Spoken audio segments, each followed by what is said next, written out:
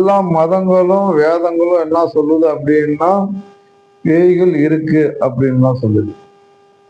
லண்டன்ல ஒரு ஆராய்ச்சியில கூட பேய்கள் இருக்கு அப்படின்னு நிரூபிச்சிருக்காங்க.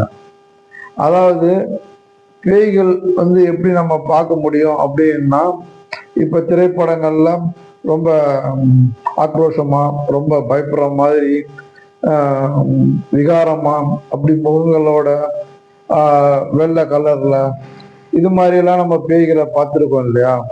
பேய்கள் அப்படிலாம் இருக்குமா அப்படின்னா கண்டிப்பா பேய்கள் அது மாதிரி இல்லை. அதாவது பேய்களுக்கு உருவம் கிடையாது. பேய்கள் காற்று மாதிரி, அதாவது நம்ம காற்றை உணர முடியும். அதே மாதிரி பேயோட சக்தியை உணர முடியும். ஆனா பேயை நம்மளால பார்க்க முடியாது அப்படின்னு சொல்லிட்டு அந்த ஆய்வுல அவங்களும் அதையே சொல்லியிருக்கிறாங்க. சில வேதங்களும் அதே தான் சொல்லுது, உருவங்கள் கிடையாது அப்படின்னு தான் சொல்லியிருக்காங்க. சரிங்களா?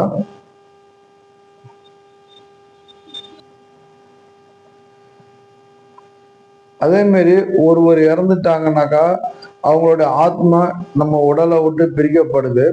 அப்படி பிரிச்சதுக்கு அப்புறம் பார்த்தீங்கன்னாக்கா அந்த ஆத்மா ரொம்ப நல்லது நன்மைகள் ஏதாவது செய்தி இருந்தாக்கா அந்த ஆத்மாவுக்கு அமைதி நிலையை ஆண்டவன் கொடுக்கறதா அப்படின்னு சொல்லிடுறாங்க. ரெண்டாவது, சில ஆத்மாக்களுக்கு என்ன பண்ணிக்கிறாங்கன்னாக்கா அமைதிகளை கொஞ்ச நாளைக்கு தள்ளி வைக்கிறாங்க.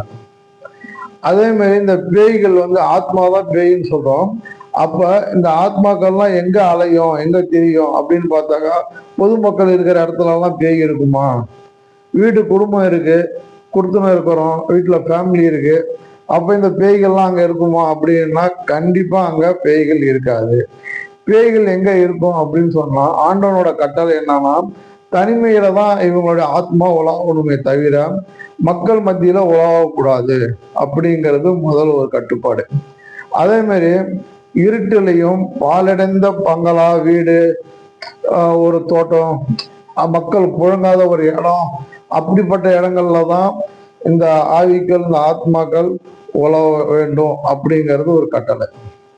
சரி, நிறைய பொதுமக்களுக்கு பேய் பிடிச்சி நாம நிறைய கோயில்கள்லயோ தர்காக்களையோ நிறைய இடங்கள் நம்ம பாக்குறோம் இல்லையா? அப்ப இந்த பேய் எப்படி பிடிச்சிருக்கோம் அப்படின்னா பேய் நம்மளை நோக்கி கண்டிப்பா அட்டாக் பண்ணாதான். அது இருக்கிற இடத்துல நம்ம போகாத கூடாத நேரத்துல, அதாவது அன்டைம், அதாவது மக்கள் நடமாட்டம் இல்லாத நேரத்துல ஏதோ ஒரு சந்தர்ப்ப சூழ்நிலையில அதுன்னு இருக்கிற இடத்த நோக்கி நம்ம போயிட்டோம் அப்படின்னு சொன்னா கண்டிப்பா அந்த ஆவிகள் நம்மள அட்டாக் பண்ணும், நம்ம மேல வந்துடும்.